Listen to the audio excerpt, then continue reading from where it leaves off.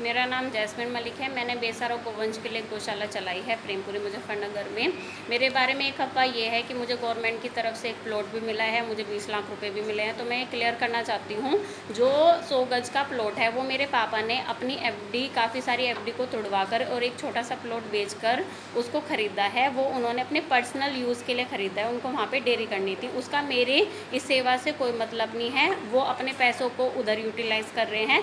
मैं अपने जो भी मैं कमाती हो उस सबको सेवा में लगा रही हूँ। तो मैं अपने रुपए पे तो मैं हक रख सकती हूँ कि जो मेरे रुपए हैं, जो मैं कमाती हूँ, उसको मैं किस चीज़ में लगाऊँ। लेकिन मैं पापा को इस सब के लिए फ़ोर्स नहीं कर सकती कि जो आपने प्लॉट लिया है उसमें से आप आधा पोर्शन मुझे दे दो, मुझे कुछ बछड़े पालने हैं। वो इतना ही कर रहे हैं, काफ़ी है कि वो घर पे मैंने एक बेसहारा गाय को रखा हुआ है पिछली दिवाली से, और एक छोटे से गोवंश को रखा है पिछली दिवाली से ही। तो वो इतना कर रहे हैं, ये भी बहुत बड़ी बात है।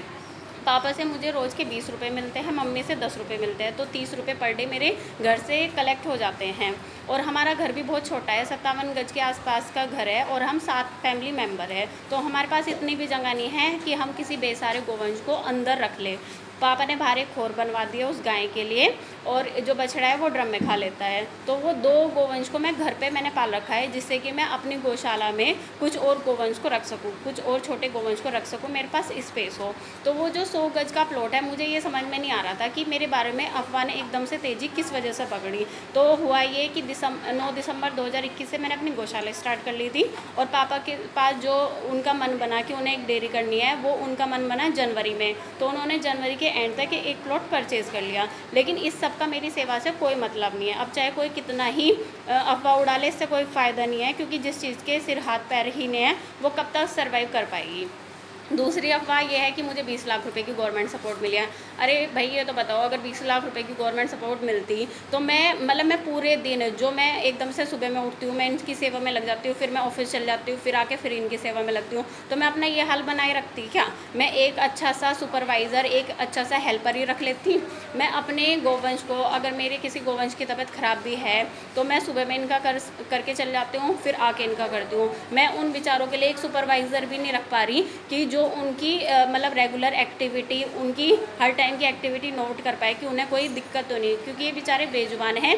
इनको कोई दिक्कत भी होती है ना, तो ये बता नहीं सकते, इनकी एक्टिविटी को नोट करना होता है। तो कई बार हमारे से भी छूट जाता है, हम जल्दी जल्दी में आएंगे, इनकी सेवा पानी करके चले जाएंगे, और इस सब में भी हमें 1 बज जाता है, 1:30 बज जाता है, क्योंकि जैसे मैं ऑफिस आती हूँ एकदम से मैं यहाँ पे नहीं आ पाती। मैं थोड़ा सा रेस्ट करके कुछ खा के जब आ पाती हूँ, और कई बार तबीयत ज़्यादा ख़राब होती है तो थोड़ा ज़्यादा भी लेट हो जाता है। मेरा भाई सब में मेरी बहुत हेल्प करता है, बहुत सपोर्ट करता है, बल्कि पिछले 4-5 महीने से वो नहीं कर पा रहा था, लेकिन तब भी मैंने इस सेवा को नहीं छोड़ा था। वो कुछ किसी प्रोजेक्ट में, किसी काम में ज़्यादा बिजी हो गया था, तो वो सिर्फ बस इतना करता था उस टाइम पे, तो कि जैसा मुझे रात के 1-1:30 बज जाता था तो वो बस मुझे लेने के लिए आ जाता था। लेकिन अब वो उस काम से फ्री हो गया है, अब वो वापस से मेरी हेल्प करने लगा है। तो इस वजह से अब रात का काम मेनली वो कर लेता है, मुझे थोड़ा ही काम करना पड़ता है कि मतलब दीदी आप थके हुए हो तो चलो मैं कर लेता हूँ। सुबह का मेनली मैं करती हूँ, वो भी मेरी हेल्प कर देता है। तो जब मेरा भाई मेरे साथ में नहीं भी था उन 5 महीने के आसपास में, तो इनका A to Z कुछ भी काम है, चाहे इनका गोबर बाहर डाल के आना है या कुछ भी करना है, वो सब काम मैं करती थी। चाहे मेरी कितनी तबीयत ख़राब थी तब भी मैं ही करती थी। मैंने इस सब में किसी से कोई हेल्प की कोई उम्मीद नहीं की कि कोई फिज़िकली भी मेरे साथ इन्वॉल्व हो इस सब सेवा में। तो चलो, भगवान की कृपा से वो दोबारा से वापस मेरे साथ में इस सेवा में जुड़ गया। अब मैं ये कहना चाहती हूँ कि जिन लोगों को ये लगता है कि मैंने एक यहाँ पे एक बिज़नेस स्टार्ट कर रखा है, तो उनको मैं कहना चाहती हूँ कि मेरी जितनी सैलरी है वो सब इसमें लग रही है, प्लस जो मेरी सेविंग्स है वो भी इसमें लगती चली जा रही है, वो ख़त्म होने लग रही है। लेकिन ये है कि भगवान की कृपा से मेरे पास एक अंकल इस तरीके के आ रखे हैं। वे, उनकी नमकीन की फैक्ट्री है, उनकी ट्यूसडे में 1 क्विंटल घास की सेवा डलती है, और एक और अंकल अभी 1-2 दिन से जुड़े हैं, उनकी वेडनेसडे की सेवा स्टार्ट हो गई है। 1 क्विंटल घास वेडनेसडे में आया करेगी मेरे पास। तो धीरे धीरे करके मैं हेल्प कलेक्ट कर रही हूँ। कुछ मेरे फ्रेंड्स हैं जो इस समय बहुत टाइम से मेरी हेल्प कर रहे हैं। मेरे लिए एक छोटी अमाउंट भी बहुत मैटर करती है, क्योंकि मुझे हर हाल में अपने इन गोवंश के लिए चारे की अरेंजमेंट करनी ही करनी है। आपकी जितनी भी श्रद्धा हो, जितना भी आप घास ला सकते हो मेरी गौशाला में, प्लीज़ लाइए। 1 क्विंटल घास की एक टाइम में ज़रूरत पड़ती है मेरी गौशाला में, और प्लस 2 धड़ी भूस।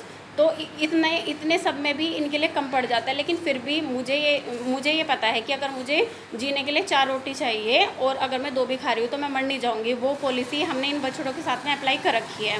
पहले मैं जगह जगह ही गोवंश को जिमाती थी, लेकिन उस समय मेरे बछड़े उठना स्टार्ट हो गए। लोगों की बदतमीजियाँ तो चल ही रही थी खैर, कि मैंने घास डाला। मतलब अगर मुझे किसी गली में किसी गोवंश को जिमाना है, मैंने ये स्ट्रैटेजी कर रखी थी कि 2 गोवंश को अपने घर पे रख रखा था। अपने से दूसरी तीसरी गली में जो गोवंश मिला उसे मैं वहीं परमानेंट करने की कोशिश कर रही थी, कि जिससे कि एक जगह भीड़ इकट्ठी ना हो, ज़्यादा लोगों को दिक्कत ना हो। लेकिन लोगों को उस समय भी दिक्कत आई कि मेरा ये था कि एक गली में एक गोवंश को मैं पाल लूँगी तो ऐसे करके काफ़ी सारे गोवंश पल जाएंगे। तो उसमें लोगों की दिक्कत ये स्टार्ट होगी कि जिस घर के सामने मैं घास डालती थी, मैंने उसी घर से परमिशन ले रखी थी। अब गली में अगर 10 घर है या 20 घर है, मैं अगर सबसे पूछूंगी, सबकी परमिशन लूँगी, तो ऐसे तो मैंने सेवा कर ली। ऐसे सेवा कोई नहीं होती, क्योंकि कोई भी इंसान है वो हर एक की नज़रों में अच्छा नहीं बन सकता। तो मैंने ये पॉलिसी उसमें फ़ॉलो की, जिसके घर के सामने मुझे डालना था, मैंने उनसे परमिशन ली, उन्होंने अलाउ कर दिया। मैंने उनके घर के बाहर डालना स्टार्ट कर दिया। रोज़ हम वहाँ पे सफाई कर रहे थे, वे लोग भी सफाई कर देते थे जिनके घर के सामने हम डालते थे। तो कुछ लोगों को इतनी दिक्कत थी कि वे मेरे कट्टे को ही, जैसे हम क्या करते थे, कट्टा बिछाया उसके ऊपर घास डाल दी, ऐसे करके हम चले जाते थे। वो गोवंश आके वहाँ पे खा लेता था। तो मेरे कट्टे को ही नाली में डालना शुरू कर दिया उन लोगों ने। मतलब जो इस सब सेवा से किलस रहे थे, उन्हें खुद तो करना नहीं, दूसरों को करने नहीं देना। तो इस तरीके की बदतमीज़ियाँ बहुत टाइम तक हुई। लेकिन जब मुझे करते करते वहाँ पर 7-8 महीने हमने उस गोवंश को वहीं पाला। उसके बाद मैं उसे अपने शेल्टर हाउस में ले आई थी। अब तो वो खैर काफ़ी बड़ा हो गया है, उसका नाम महेश है। अब तो खैर वो मेरी भी नहीं सुनता। तो उस गोवंश के लिए जो मैंने एक कोशिश की, वो कोशिश कामयाब रही। मैंने उसे किसी की प्लेट तक नहीं जाने दिया, मैंने उसे कटने बिल्कुल नहीं दिया। मैं अपने सारे गोवंश को नहीं बचा पाई। जो मैं जगह जगह जमाती थी उसमें से 1-2 ही गोवंश बच पाए, बाकी सब जा चुके हैं, उनका कोई अता पता नहीं है। एक जो इंसान है, जैसे एक इंसान है, उसका बच्चा अगर लापता हो जाता है तो उसकी माँ भी कंप्लेन कर लेती है, या अगर वो बच्चा अभी तक किसी गलत हाथों में नहीं आया, वो भी किसी को बता सकता है कि मैं गायब हो गया था, मेरी मम्मी ऐसी है और मैं उधर से आया था, या कुछ भी वो बता सकता है आइडेंटिफिकेशन के तौर पे। लेकिन ये जो बेचारे छोटे बछड़े हैं, मतलब अगर तुम कम से कम बछड़ों को 1 साल तो रखो, 1 साल की तो तुम्हारी जिम्मेदारी होनी चाहिए। इसमें वो अपने लायक हो सकता है कि वो अपना थोड़ा बहुत गुजर बसर कर ले, उसे थोड़ा सा व्हीकल से बचना आ जाए, उसका एक्सीडेंट ना हो, वो थोड़ा कुत्तों से भी अलर्ट हो जाए। लेकिन एक बिल्कुल मतलब दूध पीते बछड़े को तुम सड़क पे छोड़ देते हो, कौन सी इंसानियत है, मुझे ये समझ में नहीं आता। और मैंने ऐसे लोग भी देखे हैं कि जिनके यहाँ से रोज़ मंदिर में एक जना जाता है, शिवलिंग पे भी जल चढ़ाता है, नंदी की सेवल भी होती है। तो कौन सी पूजा हो रही है, मेरे तो समझ में आ नहीं रहा। और आज श्रावण का पहला दिन है, मैं इस वीडियो के द्वारा एक मैसेज देना चाहती हूँ। पूजा बिल्कुल करनी चाहिए, बहुत ज़रूरी है करनी, लेकिन इन नंदी की भी तो सेवा करनी चाहिए। बेचारे वे जो मंदिर में बैठा हुआ है वो भी तो नंदी है, वो साक्षात एक नंदी, बेचारा छोटा सा नंदी तुम्हारे घर के सामने आके खड़ा हो गया, तो उसकी सेवा नहीं करनी चाहिए क्या? ये वाली चीज़ कहीं लिखी हुई नहीं है क्या?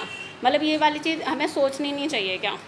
पहले ये बछड़े मुझे भी दिखाई देते थे जब तक कि मैंने सेवा नहीं स्टार्ट की थी, लेकिन मैं इसे नॉर्मल समझती थी, क्या ठीक है, घूम रहे हैं आराम से, मस्त हैं, इन्हें कोई दिक्कत नहीं। लेकिन जब से एक बहुत छोटा बछड़ा मेरे पास घर पे आया, उसमें मैंने सारी एक्टिविटी नोट की कि ये तो बहुत ही मतलब सीधा है और इसमें सारी चीज़ें हैं। नाराज़ हो गया, घास छोड़ दी, बहुत देर तक पुचकारती रही, तब आया मेरे पास में कि चलो मैं घास खा लेता हूँ। मैंने कहा इनके अंदर सारी चीज़ें हैं। फिर मैं देखने लगी इस तरीके का सिर्फ एक ही ये नहीं होगा, और भी जने होंगे। उस एक बेचारे बछड़े ने इतने सारे जने इकट्ठे कर लिए। आज मेरे पास जितने भी गोवंश हैं वो सब उसी की कृपा से हैं। सही में वो कोई था जो मुझे मतलब ये सब सेवा जुड़वाने के लिए आया हुआ था। जिस दिन वो एक्सपायर हुआ ना, उसका क्रेन मशीन से गड्ढा खोदा गया, उसके भी मुझे रुपए नहीं देने पड़े। वो बाहर सीवर का काम चल रहा था, उन लोगों ने खुद कर दिया। जो रेड़ा था उसके मुझे रुपए नहीं देने पड़े। वो एक दोना फैक्ट्री थी, उन्होंने कह दिया ठीक है कोई नहीं, ले जाओ आप बछड़े को इसमें कैरी करने के हिसाब से। नमक के रुपए भी एक भैया ने दे रखे थे। उस बछड़े ने सिर्फ ये कर रखा था कि पूर्णिमा वाले दिन वो एक्सपायर हुआ था कि माँ अगर आपको कुछ करना है, मैं आपको दिक्कत नहीं देना चाहता, अगर आपको कुछ करना है तो बस आप मेरे ऊपर एक चादर उड़ा दो। तो चादर आई 100 रुपये की, लेकिन उसमें से भी जो जिन भैया ने 100-200 रुपये दे रखे थे उसमें से नमक का भी काम चल गया और 50 रुपये उस चादर में भी लग गए। मतलब उस बछड़े ने, मतलब मैं क्या बताऊँ उस बछड़े के लिए, मैं दोबारा से इमोशनल हो जाऊँगी। तो मैं इमोशनल बिल्कुल नहीं होना चाहती। उस बछड़े ने मुझे बहुत सबक दिए बेचारे।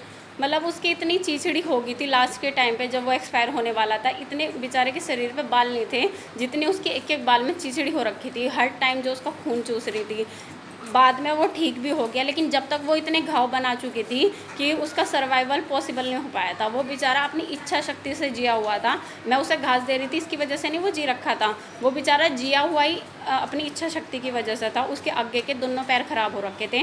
किसी बच्चे ने, जब वो हमारे पास में आया था, वो हमारे पास में आया था 12 सितंबर 2020 में, तो उसके 2-3 महीने हम क्या करते थे, उस बछड़े को हम बांधते नहीं थे। ये हमने सबसे बड़ी गलती कर दी। अगर बांधते तो उसके साथ ये केस ना होता, हम उसे खुला छोड़ देते थे। तो किसी बच्चे ने, पता नहीं किसने, उसके बहुत तेज़ वाइपर मार दिया दिसंबर की स्टार्टिंग में ही। तो वो बेचारा बहुत तेज़ भागता भागता आया। उसके बाद उस पर उठा ही नहीं गया। हम समझ नहीं पा रहे थे इसको क्या हुआ। फिर किसी ने बताया कि ये तो ऐसे ऐसे केस हुआ था। तो हम उसे अपने सपोर्ट से उठाते थे, तो वो उसमें भी लड़खड़ा के चढ़ता था, फिर बिल्कुल ही बैठ गया। तो मेरे पापा ने, मेरे घर वालों ने उसकी इतनी सेवा की थी घर पे कि उसे गोद में उठा के बाहर लेकर जाना, नहीं तो वो एक साइड से गली जाता। और फिर रोज़ उसे फिर मतलब शाम के टाइम में उसे वापस अंदर लेकर आना। जब पापा दुकान बढ़ा देते थे तो हम 4 जने उसके एक एक पैर की तरफ खड़े हो जाते थे, उसकी मालिश करते थे, उसके पैर को सहलाते थे। तो इस तरीके से उसके पीछे के पैर तो स्टेबल हो गए थे, लेकिन आगे के पैर से वो अपाहिज ही रह गया। उसका कुछ नहीं ट्रीटमेंट हो पाया। अब वो पौने 2 साल बाद, पूरे पौने 2 साल पूरे करके वो मरा है वो बछड़ा। वो एक्सपायर हुआ है बछड़ा पूर्णिमा वाले दिन। और जब वो मेरे पास आया था उस दिन भी मेरे सही से याद नहीं, लेकिन तिथि इसी तरीके की थी, कोई एकादशी थी या कुछ भी ऐसे था। लेकिन वो बछड़ा नॉर्मल बछड़ा नहीं था। कई बार मैंने उसके साथ में ऐसा भी फील किया कि मुझे कोई दिक्कत है, मैंने उसे बताया भी नहीं। जब भी उसके रिएक्शन कुछ इस तरीके के थे कि जैसे उसने मुझे संभाल लिया कि कोई दिक्कत नहीं है। वो बेचारे, मैं उस बछड़े को ज़्यादा टाइम तक नहीं मैं उसका कर पाई। मेरा ये था, मैंने कहा मेरा बेटा कम से कम मेरे पास 10 साल तक रहे। मैं दोबारा से इमोशनल हो जाऊंगी मैं, क्योंकि अगर मैं उसी एक में रहेगी तो ये जो बेचारे बछड़े हैं इनका मैं कर नहीं पाऊँगी। तो इसलिए अपने आप को हर टाइम बूस्टअप करना बहुत ज़रूरी है। ये जो मैं सेवा कर रही हूँ ये कोई आसान सेवा नहीं है। इसमें मैं अपना तन भी लगा रही हूँ, मन भी लगा रही हूँ, धन भी लगा रही हूँ, लोगों की एक चैन भी बना रही हूँ। लेकिन उस सब के बावजूद भी है ना, लोग बाग जीने नहीं देते। जब मैं सड़क पे जी मारी थी, जब भी जीने नहीं दे रहे थे, जब कह रहे थे अपने घर के बाहर कर लेना ये सारे इकट्ठे। अब जब मैंने खुद की गौशाला स्टार्ट कर दी, अब इसमें अफवाहों ने खा लिया मुझे। लेकिन मैं बहुत स्ट्रॉन्ग लड़की हूँ। मैं चाहे किसी भी चीज़ में बिल्कुल स्ट्रॉन्ग ना हूँ, लेकिन मैं इस चीज़ में एकदम स्ट्रॉन्ग हूँ। जब तक मेरे हाथ पैर चल रहे हैं, मैं पैसे कमा रही हूँ, मेरे फ्रेंड्स हेल्प कर रहे हैं, जब तक किसी की मजाल नहीं, इस सेवा को बंद करके दिखा दे। चाहे मेरे बारे में तुम कितनी अफवाह बना के कितना ही कोशिश कर लो कि लोग बाग मुझसे ना जोड़ें। मेरे बारे में बड़ी बड़ी बातें करके मुझे इतने लाख रुपए की सपोर्ट मिली है, मुझे तो कोई ज़रूरत ही नहीं है। इनफैक्ट मैं 50-60 हज़ार, मैं लोगों से इतना चंदा इकट्ठा कर रही हूँ 50-60 हज़ार रुपये हर महीने के, बल्कि 1 लाख रुपए बच रहे हैं मुझे हर महीने के अपनी जेब में। तो भाई इतना होता मेरा हाल ये होता क्या, मतलब मैं तो सबसे पहले, फिर जब मैं फिज़िकली इतनी वीक हो रखी, पहले तो मैं खुद में ही लगा लेती। अगर मैं ऐसी होती तो मैं अपनी, मेरे पास इस गौशाला में जितने भी गोवंश है, इसके मैंने किसी से 1 रुपया भी नहीं ले रखा है कि ठीक है तुम अपने बछड़े को यहाँ पे छोड़ के चल जाओ, मुझे 2100 रुपये, 1100 रुपये या कितने भी चाहिए। मैं सबको दया भावना से, जो मुझे जहाँ पे दिख गया, मुझे दिख रहा है कि मेरी गौशाला में अभी जगह है, मैं उनको ले आई हूँ। अगर आज भी कोई मुझे ये कहे कि हमें 2 गायें छुड़वानी है, आगे की सेवा हमारे से नहीं हो पाने की, तुम 1100, 5100, 10,000, 15,000, चाहे मुझे कोई 10 लाख रुपये भी दे, जब भी मैं उसे यहाँ पर नहीं रख सकती, क्योंकि मेरे पास ऑलरेडी जगह नहीं है। अब मैं उनमें से अगर सपोज कोई 2 गाय मेरे पास लेकर आया और वो कहता है कि मैं इसके 10,000, 20,000 जितने भी रुपए हैं वो दे दूंगा, भाई आप इसकी सेवा कर लो, हमारे से सेवा नहीं हो पाने की गौ माता की, आप इसको रख लो। तो मैं ये वाली चीज़ नहीं करूँगी कि मैं अपनी 2 गायें जिनके मैंने कोई रुपए नहीं ले रखे, भाई ठीक है तुम बाहर चल जाओ, तुम क्योंकि तुम्हारे रुपए नहीं आ रखे और तुम पैसों वाली तुम अंदर आ जाओ। तो ये एक बिजनेस होता है जो कि मैं बिल्कुल नहीं करने वाली। जो मैं ऑलरेडी मैंने ला रखी है, पहले मेरी रेस्पॉन्सिबिलिटी उनकी है, जो मैंने दया भावना से ला रखे है, उनकी सेवा करने की रेस्पॉन्सिबिलिटी मेरे पास सबसे पहली है। पहले मुझे उन्हीं का फूड का हर एक चीज़ की अरेंजमेंट करनी है, चाहे उनकी कोई दवाई चलनी है, कुछ भी होना है, पहले मुझे उनका करना है। ठीक है, मैं आगे इस तरीके की जो लोग हैं, मतलब जो सही में सेवादार है, सेवा करना जिन पे खुद नहीं हो रही, उनको सेवा करवानी है अपनी गौ माता की, मैं बिल्कुल रखूँगी। लेकिन मेरे पास एक जगह तो होने दो। मैं फ़िलहाल बहुत जगह की वजह से मैं बहुत परेशान हूँ, मैं किसी को नहीं रख पा रही। मेरा कोई गोवंश अगर एक्सपायर हो जाता है तभी कुछ जगह बन पाती है, नहीं तो जगह बिल्कुल नहीं बनती। अब जितने भी मेरे पास बछड़े हैं, इनमें बस इतना मैं कर सकती हूँ कि कोई किसी ने 1-2 महीने का छोड़ रखा हो तो उसे भी मैं अपनी गौशाला में ना सिर्फ खुला छोड़ सकती हूँ। अगर मैं रस्से से बांधूंगी, पता चला रस्से में ही उलझ के एक्सपायर हो गया, वो उसका गला घुट गया, तो मैं इस तरीके का कुछ नहीं करती। मैंने अपनी गौशाला में फ़िलहाल भी 4 गोवंश को खुला छोड़ रखा है, जिनको बेचारे को जहाँ जगह मिलती है वो वहाँ पे बैठ जाता है। तो थोड़ा सा एडजस्टमेंट, क्या बहुत एडजस्टमेंट मेरे बछड़े भी कर रहे हैं। मुझे नहीं पता मैं इस सेवा को कब तक कंटिन्यू कर सकती हूँ, क्योंकि इस सब में सबसे पहले फ़िज़िकली कैपेबल होना ज़रूरी है। मतलब आज मेरी तबीयत ठीक है, कल पता नहीं हो या ना हो, मुझे खुद नहीं पता। और इसमें फाइनेंशियली इंडिपेंडेंट होना भी ज़रूरी है, जो कि मुझे सही में नहीं पता ये कब तक रह पाएगा। तो मेरी ये सेवा चलती रहेगी, ये सेवा कहीं रुकने का नाम नहीं लेने वाली है। प्लीज़ आप मेरी गौशाला में चारे की अरेंजमेंट में मेरी हेल्प कीजिए। इन सब में बहुत खर्चा हो जाता है। जहाँ पे मैं खड़ी हूँ इस जगह का रेंट 4000 रुपये है। मेरी जो दूसरी गौशाला है उसका रेंट 1500 रुपये है, 5500 रुपये रेंट में चले गए। अब इलेक्ट्रिसिटी का बिल इतना ज़्यादा आता है, एक एग्जॉस्ट फ़ैन है, बाकी जितने भी फ़ैन सब चलते हैं, मोटर चलती है, सबका मिला के 2500 रुपये, पहले तो 2000 तक आ रहा था, 2500 रुपये आने लगा है। तो और बाकी ये जो घास भूस का है वो अलग खर्चा है। रोज़ का मेरा 1200 रुपये के आसपास का सिर्फ घास का आ जाता है खर्चा। चोकर, ये सब चीज़ें, स्ट्रॉन्ग चीज़ें अलग हैं, जो कि हम सिर्फ 1-2 गाय को ही दे पाते हैं, जो कि दूध देती है। क्योंकि अगर मैं चोकर, ये चूरी, छिलका, ये सब मैं अपनी सभी गायों को देने लगी, जो कि मेरे पास 6 हैं, तो एक गाय का ही खर्चा ना 300-350 रुपये आएगा। अब इतना खर्चा अगर मैं एक गाय पे लगाऊंगी तो ये तो 1800 रुपये, 2000 रुपये तो ये गाय में ही हो जाएंगे पर डे के, जो कि मैं अफोर्ड नहीं कर सकती। तो मैं क्या करती हूँ, जो मेरे पास बाकी की 4 गायें हैं जो कि दूध नहीं देती, और जो दूध देती है वो भी इतना कोई खास नहीं देती, आधा लीटर 1 लीटर इतना देती है, लेकिन उसके लिए भी हम उसके चूरी छिलका, ये जब उसकी जो रत्ता होता है वो सब हम उसका कर देते हैं कि कोई नहीं, तुम खाओ, तुम जब दूध दे रही हो तो तुम्हें ये सब चीज़ की ज़रूरत है तो तुम खाओ। बाकी की गायों को हम इस तरीके से पाल रहे हैं जैसे कि एक बछड़े को पाले, उसे सिर्फ घास और भूस देते हैं। कभी कभी हमारी कुछ कैपेसिटी बनती है, हम चोकर भी लगा देते हैं, इतना ही कर पाते हैं। जैसी हैसियत वैसा हम काम कर रहे हैं। मैं ये नहीं कहती मैं अपनी हर एक गाय को बहुत चूरी छिलका ये सब दे रही हूँ, क्योंकि मैं अफोर्ड नहीं कर सकती।